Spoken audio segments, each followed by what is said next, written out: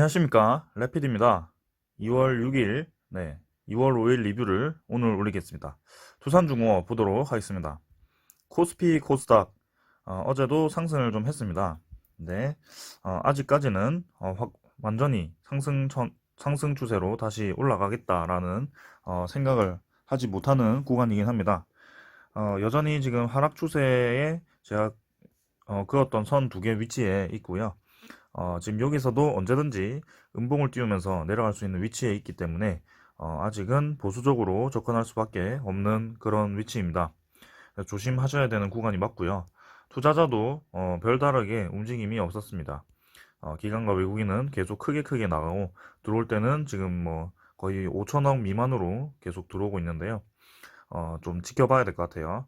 그래서 저는 2월 10일이 이제 옵션 만기일입니다. 이번에는 설이 있어가지고 2월 10일에 옵션 만기일인데 그 2월 10일 이후인 설 이후 그 장부터 좀 본격적으로 새로운 시황이 벌어질지 아니면 계속해서 매도 포지션을 잡고 이렇게 매도해서 끌어내릴지 좀 지켜봐야 될 것 같습니다.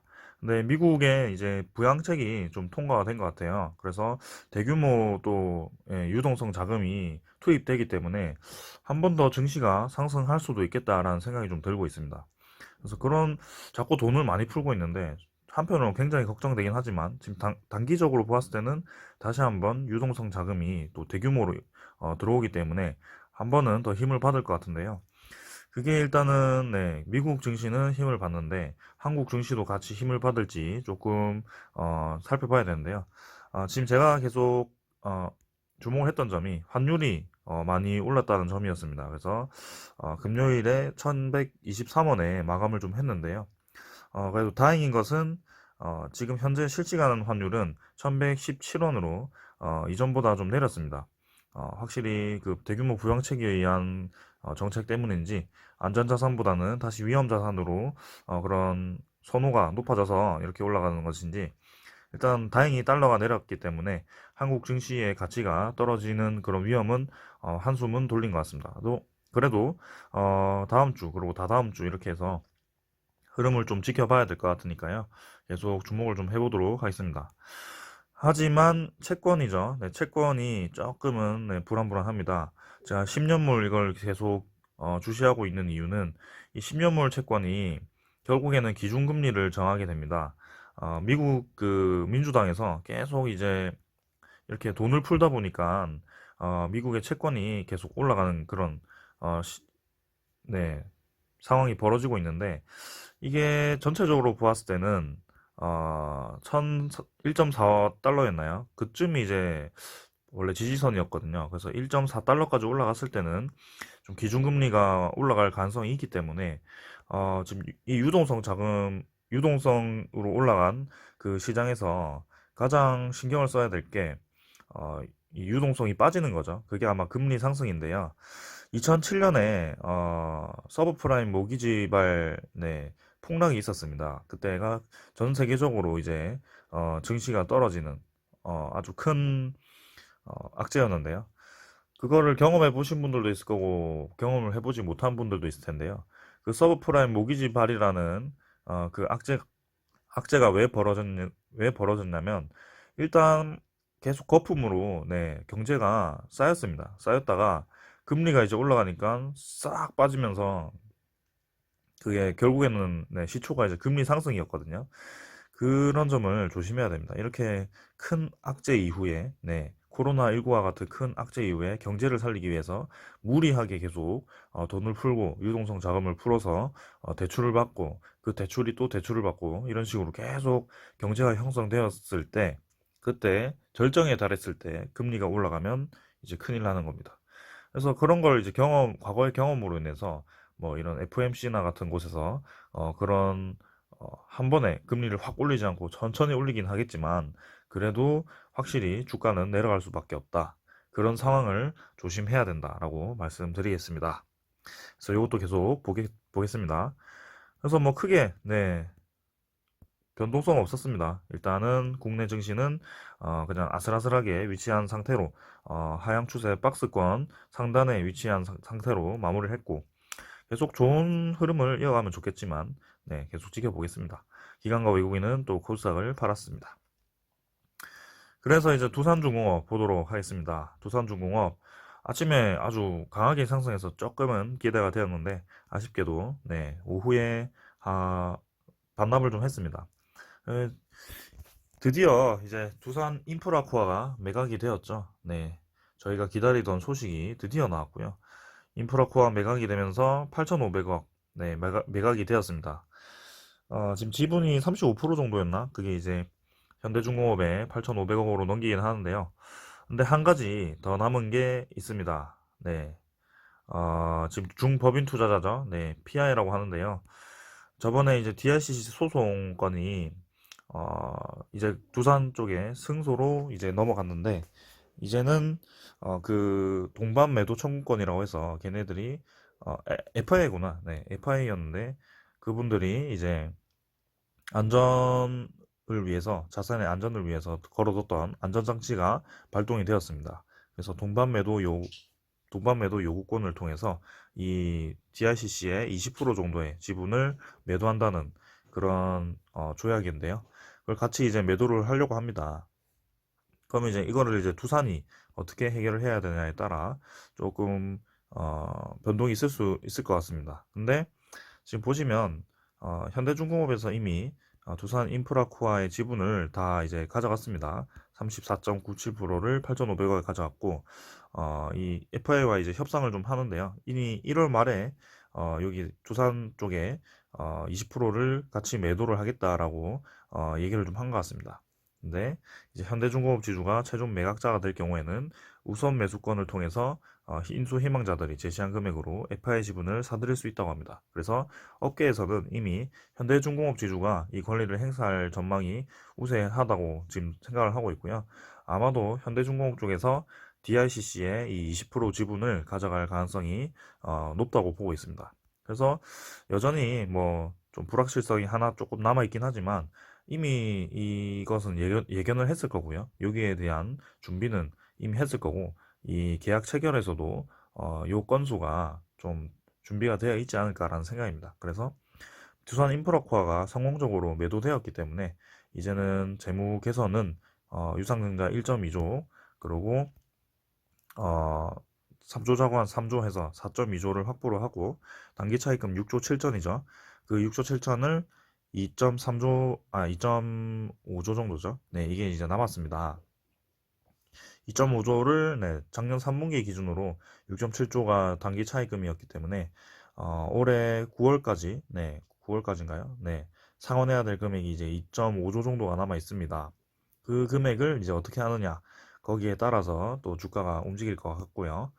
2.5조 정도면 그래도 많이 줄었습니다. 부채 비율이. 네. 그래서 이런 식으로 진행이 좀 되었다. 그러면 이제 두산 인프라코어가 매각이 되었는데 그러면 두산 밥캣이죠. 두산 밥캣이 이제 두산 인프라코어 밑에 있습니다. 그 밥캣은 어떻게 해결을 해야 되느냐? 한번 제가 이전에 설명을 드린 적이 있는데요. 원래는 두산 인프라코어를 인적 분할을 한다고 했습니다. 그래서 인적 분할 후 매각을 하고 두산 밥캣을 합병을 하는 그런 시나리오가 가장 유력하다고 좀 설명이 좀 되어 있었는데요. 다시 한번 좀 설명을 드릴게요.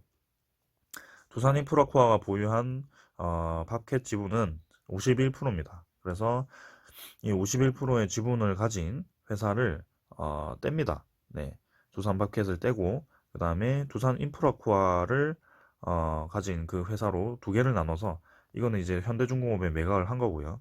요거 밥캣의 지분을 가진 이 지주사죠. 지주사를 두산중공업으로 데려와서 합병을 하는 그런 시나리오를 가지고 있습니다. 그래서 원래는 이제 두산건설과 두산인프라코어 사업회사를 이렇게 같이 매각을 하기로 되어 있었는데요. 두산건설의 매각 소식은 아직까지는 뭐 없고요. 지금 뭐 재무 개선도 잘 되어 있고 며칠 전 영상에서도 제가 설명을 드렸지만 두산건설의 부채 비율이 굉장히 좀 많이 내렸습니다. 그래서 점점 개선이 되고 있기 때문에 좋게 보고 있고 굳이 매각을 안 해도 될 것 같은 그런 생각입니다. 그래서 일단은 네, 이렇게 두산과 두산중공업, 두산밥캣의 이런 지배구조 변화가 예상이 되고 있고요. 어, 이렇게 합병을 한다면 두산밥캣의 수익 구조를 바로 공유를 할 수 있기 때문에 굉장히 두산중공업 입장에서는 좋습니다. 그러면 두산팝켓이 수익 구조가 어떻게 되느냐? 일단은 재무이체표를 좀 보면, 네, 연매출이 4조 연매출이 4조고요. 영업이익이 3조 3천억에서 4천억 정도 됩니다. 그리고 순이익이 2천억 정도 되고요. 유불이 꽤 많습니다. 9,000% 되기 때문에 굉장히 돈이 많은 기업이고요. 주당 배당금이, 네, 여기 보시면 800원, 900원, 1200원, 900원 이런 식으로 되어 있습니다. 그래서 배당금도 많이 있고요. 굉장히 좋습니다. 그래서 어, 인프라코어 지분이 51%인데 이 51%에 대한 주당 배당금을 1,000원으로 지급할 시에 배당금 총액이 511억이고요. 1년에 511억에 대한 배당금을 받을 수 있는 겁니다. 그리고 순이익도 2천억씩 나오고요. 그럼 2,500억 정도를 순이익에서 이제 배당금을 배분하는 거죠. 아무튼 네, 그런 식으로 되는 겁니다. 그래서 인프라코어 뭐 이렇게 되어 있고 두산밥켓이 또 두산 자회사로부터 배당금을 이렇게 수령을 하기 때문에 이런 거는 아마 순이익에 잡히는지는 모르겠어요. 아무튼 두산밥켓이 이렇게 두산밥켓의 자회사로부터 또 배당금을 수령을 한다. 그다음에 부채 비율도 거의 없고, 네, 현금 및 현금성 자산이 많기 때문에 이렇게 합병이 된다면 두산중공업의 재무 개선이 상당히 진행이 될 것으로 보입니다. 그래서 두산 마켓의 비전도 굉장히 많거든요. 콤팩트 트랙터라고 해서 이제 미국에서 뭐 그런 곡식 이런 거 재배하는 그런 거에 소형 기계죠. 소형 건설 기계가 굉장히 인기가 많다고 합니다. 그래서 이건 저번에 제가 좀 스크랩했던 기사들인데 지금 현재에서도 잘 나가고 있다고 합니다. 지금 두산 인프라코아와 두산 밥켓의 그 기계들이 중국과 유럽, 미국에서 굉장히 인기가 많다고 하고요. 이게 미래가 창창합니다, 이제. 네. 그래서 코로나도 이제 일단락 좀 되는 것 같고, 이렇게 다시 한번 경제가 살아나면서 이런 건설 기계부터 좀 이득을 보지 않을까. 그래서 두산밥켓의 실적도 다시 한번 증가하지 않을까라는 생각입니다. 그래서 당연히 두산중공업에 좋겠죠. 네. 그래서 이전에도 두산엔진 분할 이후에 두산중공업에 흡수 합병을 한 적이 있습니다. 그때도 주가가 어떻게 되었을까요? 그때도 주가가 네, 상승을 한 적이 있는데 뭐 이때는 분할 합병을 뭐 1대 0.27 네, 이런 식으로 하고 그다음에 두산엔진의 지분 42.7% 전량을 사모펀드인 소시아스 웰투시 컨소시엄에 822억을 받고 이제 매각을 하는 뭐 그런 진행이 좀 되었던 것 같습니다. 그래서 이렇게 흡수 합병 이후에 주가가 좀 상승하는 그런 시나리오가 좀 있었고요. 어, 이번에도 이제 두산 팝켓이 만약에 합병이 된다면 그 이후에 주가가 어떻게 형성이 될지 한번 보도록 하겠습니다. 합병 비율도 있을 거고요. 합병 비율을 맞추기 위해서 주가도 좀 움직임이 있을 거고요. 좀 궁금하네요. 아무튼 이렇게 재무 개선이 진행이 좀 되어 가고 있습니다. 그래서 첫 번째 퍼즐 두산 인프라코아 매각은 이제 완료가 되었고요. 이제 두산 밥켓의 향방, 그 다음에 이 FI에 대한 DICC 지분 20%를 현대중공업에서 사갈지, 그 다음에 두산중공업의 실적이 이제 부채 비율이 낮아지고 하면서 실적이 이제 흑자 전환이 될지 이런 거를 좀 관심 있게 보면 될 것 같습니다. 네, 재무 개선은 이렇게 되고 이제는 뭐 이 재무 개선이 되고 나면 이제 원래 두산중공업이 야심차게 준비하던 게 좀 실적으로 가셔야 될 거기 때문에 거기에 대한 가치를 좀 받아야 된다고 생각을 합니다. 그래서 이렇게 해상풍력 민간 투자 계획을 발표를 하고 있고요. 여기에 전남 신안군 임자대학교에서 네, 투자 규모가 꽤 큽니다. 지금 이게 48조였나 그랬는데 지금 제가 기사를 잘못 가져온 것 같은데요. 예, 다시 가져왔습니다. 그래서 해상풍력을 48조를 투자를 한다고 하고요. 그래서 하나두산이 2조 5천억을 투자를 발표합니다. 그래서 이제 이렇게 풍력 에너지에 대해서 좀 무게를 좀 싣고 있고요. 현재 정부에서. 그래서 전라도 쪽, 그리고 서해안 쪽 이렇게 어, 뉴질 정책으로 인한 수혜를 좀 받을 것 같습니다. 뭐 그린 수소 클러스터 계획도 있고요. 두산중공업은 이렇게 한 발 한 발 다 걸치고 있기 때문에 이제는 이렇게 가치를 하나씩 하나씩 받아가면서 흑자 전환 그러고 다시 한번 매출이 영업이익이 1조 정도에 달하는 그런 아주 큰 기업으로 변모를 할 겁니다. 그렇게 되면 지금 현재 시가총액 4조 4천억은 굉장히 싼 거고요. 그래도 10조 이상은 가야 될 걸로 생각이 됩니다. 그래서 주가는 지금 뭐 12,000원 정도 되는데 2만 원, 3만 원은 충분히 가능하다고 보고 길게 길게 투자를 하겠습니다.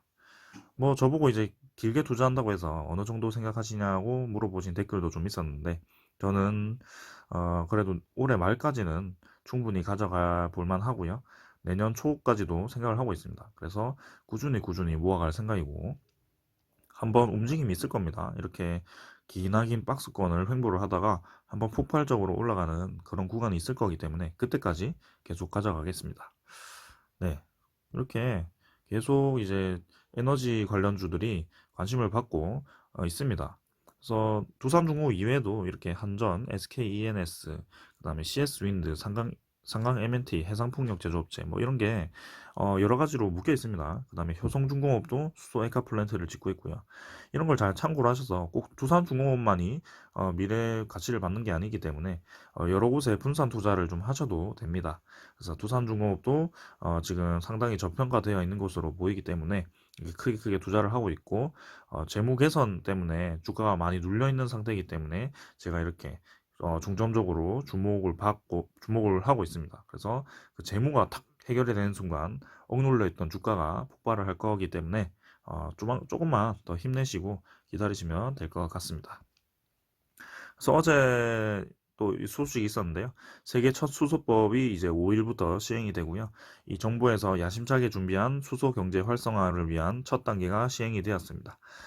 그래서 이제 수소 경제 육성을 위해서 수소 에카 플랜트 이런 거를 공격적으로 이제 좀 짓겠다는 것 같고요. 산업단지, 물류단지, 고속국도 휴게시설 이렇게 차고지 등 이제 충전소를 설치를 요청할 수 있고 요청받은 시설 운영자는 특별한 사유가 없으면 이에 따라야 한다. 이런 법이 통과가 되었습니다. 그래서 수소 충전소를 이제 보급화할 거고요. 수소 자동차, 현대자동차에서도 이제 준비를 하고 있죠. 그래서 수소 자동차도 준비가 될 거고, 수소 선박도 될 거고, 그 수소를 넣기 위해서 수소 클러스터를 지어야 되고, 수소 에카 플랜트를 지어야 되고, 그러니까 수소를 생산하는 공장, 그 다음에 수소를 저장하는 공장, 그 다음에 수소를 분할해서 저장할 수 있는 수소 충전소, 이렇게 여러 가지가 이제 인프라가 구축이 되어야 되기 때문에 그 중심에는 두산중공업과 효성중공업도 있습니다. 그래서 그런 식의 생각이 진행이 좀 되어갈 것 같습니다. 그래서 보급량이 이제 600메가와트를 차지하는데요. 연료전지도 상당히 관심을 많이 받을 거기 때문에 두산 퓨얼셀도 주목을 좀 해야 됩니다. 이런 식으로 수소 경제가 본격화되고 있기 때문에 이제 시작인데 지금 매도해서야 되겠습니까? 지금 수소가 확실히 보급화될 때까지는 가져가는 게 맞다. 네. 오늘 뭐 별다른 얘기는 없었고 공매도도 좀 늘어났더라고요. 좀 아쉽지만 언젠가는 한번 감소할 것이라고 보고 지금 뭐 공매도는 크게 상관이 없을 것 같습니다. 이제는 뭐 악재가 하나씩 해결이 되고 있기 때문에 공매도도 감소할 것으로 생각이 됩니다. 그래서 한번 꾸준히 지켜보도록 하겠습니다. 이거는 이제 좀 다른 얘기인데요. 여러분 두산중공업 파시고 이런 거 잘못 들어가시면 큰일 납니다. 제가 삼성전자, 삼성 그다음에 기아차, 현대차 이런 거 많이 올랐는데 고점에 들어가시면 위험하다고 계속 강조를 드렸는데요. 이런 기사가 결국엔 떠버렸습니다. 애플카 논의 일시 중단, 잠정 중단. 그래서 기대감으로 제일 많이 올랐던 게 뭐죠? 기아차죠. 기아차부터 월요일부터 상당히 주가가 많이 빠질 수 있는 그런 기사가 떴습니다. 이게 사실이든 아니든 결국에는 주가를 내리기 위해 이렇게 떴었고요. 사실 애플카 그 양산이 2027년 뭐 이런 식인데 너무 일찍 주가가 급하게 반등한 게 좀 의심스럽긴 했습니다. 그래서 이런 거 항상 고점 부근에서 잡으시면 진짜 조심하셔야 됩니다.